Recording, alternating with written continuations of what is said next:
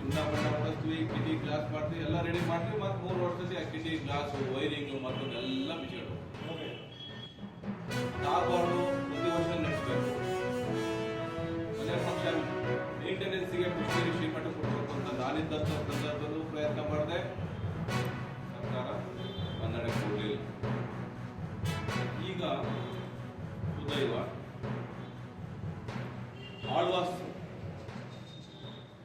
ಪ್ರತಿಷ್ಠಾನದವರು ಎಲ್ಲ ಪ್ರತಿ ವರ್ಷವೂ ಸಹ ನಾಡಿನಾದ್ಯಂತ ಸುಮಾರು 3 ಕಡೆ ಅವರು ಸಾಂಸ್ಕೃತಿಕ ಕಾರ್ಯಕ್ರಮಗಳನ್ನು ಆಳ್ವಾಸ್ ಸಾಂಸ್ಕೃತಿಕ ವೈಭವನ ಹೆಸರಿನಲ್ಲಿ ಮಾಡ್ಕೊಂಡು ಬರ್ತಾ ಇದ್ದಾರೆ.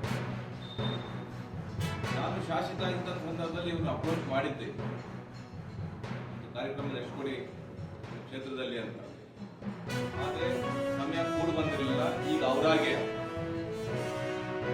ನಮ್ಮನ್ನು ಅಪ್ರೋಚ್ ಮಾಡಿದ್ರು.